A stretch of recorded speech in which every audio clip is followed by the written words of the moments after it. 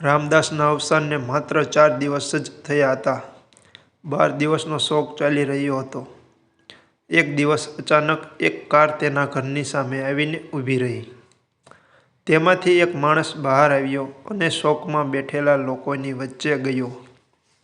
કહ્યું, રામદાસના વારસદારો કોણ છે? બેઠકમાં 30 થી 40 લોકો બેઠા હતા.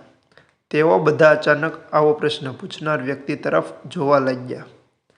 રામદાસનો પુત્ર પણ ત્યાં જ બેઠો હતો. ત્યારે રામદાસના ત્રણેય પુત્રોએ હાથ ઊંચા કરીને કહ્યું કે અમે તેમના પુત્રો છીએ, કહો શું કામ છે?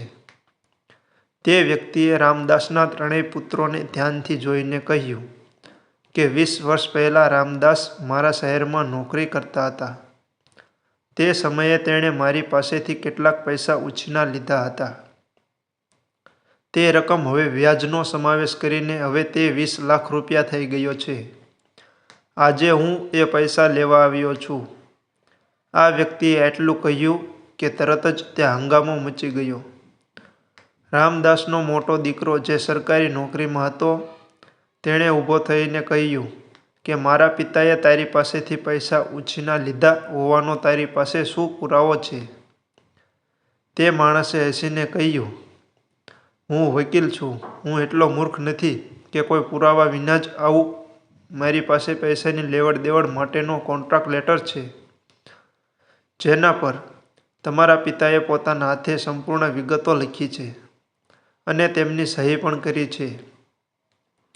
મોટા દીકરાએ કહ્યું કે હું કોઈ કરારમાં માનતો નથી. તું મને છેતરપિંડી કરનાર લાગે છે. 20 વર્ષ સુધી ચૂપચાપ બેઠો રહ્યો, પછી પિતાના અવસાન પછી તમારું અચાનક આગમન, આ બધું શું છે? મારા પિતાએ પૈસા લીધા હોય તો પણ તેમના મૃત્યુ બાદ તેમની સાથે કરાર પૂરો થયો. હું આ પૈસા ચૂકવવાનો સ્પષ્ટ ઇનકાર કરું છું. રામદાસનો બીજો પુત્ર જે કોન્ટ્રાક્ટર હતો, તે બિલ્ડિંગ કન્સ્ટ્રક્શનનું કામ કરતો હતો. તે પણ ઊભો થયો અને બોલ્યો, વકીલ સાહેબ, તમે જે પગે આવ્યા હતા એ જ પગે પાછા જાઓ. જો તમને પૈસા જોઈતા હોય તો તમે અમારા પિતા જીવતા હતા ત્યાં સુધી આવ્યા હોત. અમારા પિતાએ અમને ક્યારેય કહ્યું નથી કે તેમના પર કોઈ દેવું છે. વકીલે કહ્યું કે તે અગાઉ આવ્યો ન હતો, કારણ કે પૈસા વસૂલવાનો કરાર આજની તારીખનો હતો. પાછા જવાની વાત કરીએ તો હું તમને કહી દઉં કે હું અહીં કોઈ ઝઘડો લડવા આવ્યો નથી. હું શાંતિથી અહીંથી ચાલ્યો જઈશ.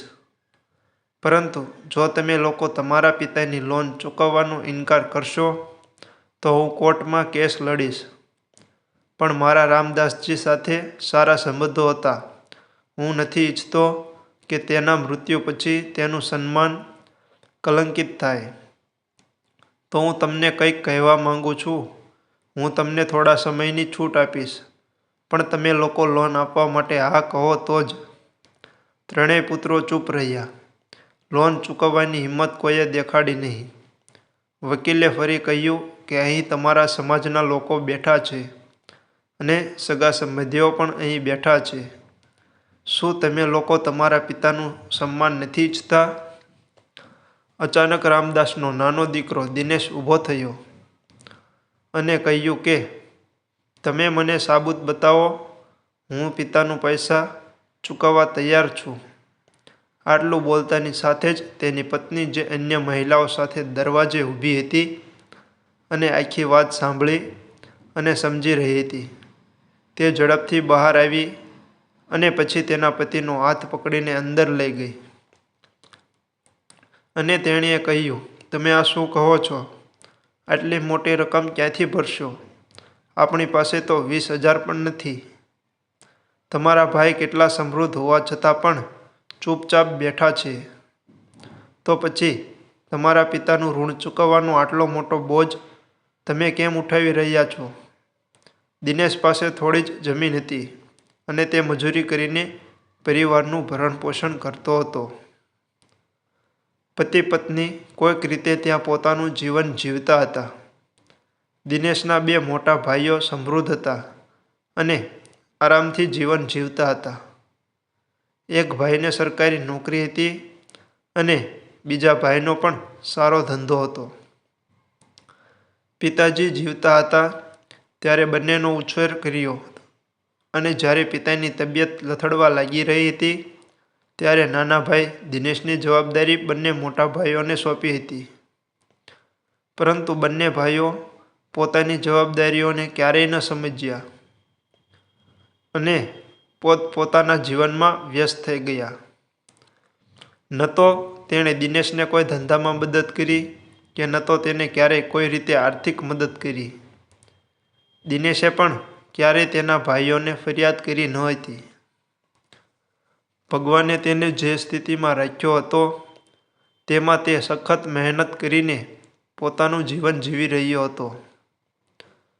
તેના પિતાએ આ જમીન તેના 3 ભાઈઓના નામે રાખી હતી, જેણે તેને થોડી મદદ કરી અને તે જમીનનો ટુકડો દિનેશ માટે એકમાત્ર આધાર હતો.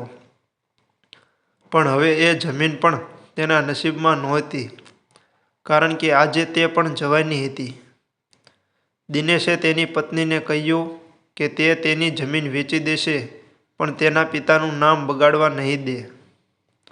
દિનેશની પત્નીએ આંખોમાં આંસુ સાથે કહ્યું કે તમારી આ આદતથી આપણે ગરીબ છીએ. ભગવાન ખાતર તે જમીન વેચશો નહીં. જમીન વેચાઈ જશે તો ભૂખે મરી જઈશું. તેના પર અમારા દિવસો પસાર થઈ રહ્યા છે. તેણે પત્નીના ખભા પર હાથ મૂકીને કહ્યું કે તમે મને દરેક સુખ દુઃખમાં સાથ આપ્યો છે. શું તમે એવું ઈચ્છો છો કે હું આજે આખા ગામની સામે માથું નમાવીને ચાલું? તે મને હંમેશા સાચો માણસ કહ્યો છે, તો પછી આજે તને શું થયું? તું મને કમજોર બનાવવાનો કેમ પ્રયાસ કરી રહ્યા છો? આ સાંભળીને અચાનક પત્નીનું વલણ બદલાઈ ગયું અને તેણે ગર્વ સાથે કહ્યું કે કૃપા કરીને મને માફ કરો અને જાઓ. પહેલાં પરિવારની ઇજ્જત બચાવો. મને તમારા પર વિશ્વાસ છે. પછી દિનેશ વધારે ઉત્સાહ સાથે સભામાં પાછો આવ્યો. લોકો હજુ પણ નીચા અવાજમાં બબડાટ કરી રહ્યા હતા. વકીલે હસતા હસતા કહ્યું કે તું હજી તારા પિતાનું દેવું ચૂકવવા તૈયાર છે કે તારી પત્નીએ તારી ઉપર કચાશ કરી છે, એટલા માટે તું તૈયાર થઈ ગયો? દિનેશે હસતા હસતા કહ્યું કે તે એક મર્દની પત્ની છે. વકીલ સાહેબ, તમે પુરાવા બતાવો. હું પૈસા ચૂકવવા તૈયાર છું. હા, મારી પાસે પૈસા નથી, પણ હું તમને મારા હિસ્સાની જમીન આપીશ, પણ હું મારા પિતાનું દેવું નહીં રહેવા દઉં. વકીલે ફરી એકવાર દિનેશના મોટા ભાઈઓ તરફ જોયું. પછી પૂછ્યું, શું તમે બધા તમારા નાના ભાઈને ટેકો નહીં આપો? બંને ભાઈઓ નિર્જનની જેમ માથું નમાવીને બેસી રહ્યા. કોઈએ જવાબ આપ્યો નહીં. ત્યારબાદ વકીલે કહ્યું કે 20 વર્ષ પહેલાં રામદાસજી અને મેં સાથે મળીને કેટલાક શેર ખરીદ્યા હતા. તે સમયે તેની કિંમત 20,000 રૂપિયા હતી. શેર ખરીદતી વખતે એવું નક્કી કરવામાં આવ્યું હતું કે બેમાંથી એકનું મૃત્યુ થાય કે તરત જ શેર વેચવામાં આવશે અને જે રકમ મૃતકના શેરમાં આવશે તે હયાત શેરધારક દ્વારા તેના પાત્ર બાળકોને સોંપવામાં કરવામાં આવશે. તે સમયના સંજોગોને ધ્યાનમાં લેતા હયાત શેરધારકને તેની ઈચ્છાના આધારે શેરની રકમ તમામ પુત્રોમાં સમાન રૂપે વહેંચવાનો અથવા કોઈ પણ એકને આપવાનો સંપૂર્ણ અધિકાર રહેશે. વકીલે વધુમાં કહ્યું કે હું હયાત શેરધારક છું અને મને રામદાસનો તે હિસ્સો કોઈને પણ આપવાનો પૂરો અધિકાર છે. તેથી જ મેં દેવું હોવાનું નાટક કર્યું. તેના પર કોઈ દેવું નથી. તેના બદલે શેર વેચીને અને ટેક્સ કાપીને કુલ 20 લાખ રૂપિયા તેના હિસ્સામાં આવ્યા છે અને હું તે 20 લાખ રૂપિયા રામદાસજીના નાના પુત્ર દિનેશને આપવાની જાહેરાત કરું છું. કારણ કે દિનેશ એક છે જે તે પૈસાનો સાચો માલિક છે. જે પુત્રો પોતાના પિતાનું દેવું ચૂકવવાનું પોતાનું કર્તવ્ય માનતા નથી, તેઓનો પિતાની મિલકતમાં કોઈ હક નથી. આ સાંભળીને સૌ આશ્ચર્યચકિત થઈ ગયા અને રામદાસના બંને મોટા પુત્રો સ્તબ્ધ થઈ ગયા. તેઓની પત્નીઓ, જેઓ થોડા સમય પહેલાં પોતાના ભાઈ ભાભીને મૂર્ખ માનતી હતી, તેઓ હવે તેમના પતિ તરફ નમ્ર નજરે જોઈ રહી હતી. વકીલે ઈશારો કરતાં જ તેના માણસો 2 મોટી સૂટકેસ લઈને આવ્યા અને દિનેશને આપી દીધી. આ જોઈને ત્યાં હાજર લોકોએ તાળીઓના ગડગડાટથી દિનેશનું સ્વાગત કર્યું. દિનેશ બંને સૂટકેસ ઉપાડીને રૂમની અંદર ગયો ત્યારે તેની પત્ની દોડતી આવી અને તેના પતિ સામે ભરેલી આંખે જોઈને કહ્યું કે આજે મને સમજાયું કે સત્ય, પ્રામાણિકતા અને સ્વાભિમાનના માર્ગમાં ઘણા કાંટા અને પીડા હોય છે, પરંતુ એક દિવસ ભગવાન ચોક્કસપણે સાંભળે છે, અને જ્યારે પણ તે સાંભળે છે ત્યારે તે છપ્પર ફાડીને આપે છે.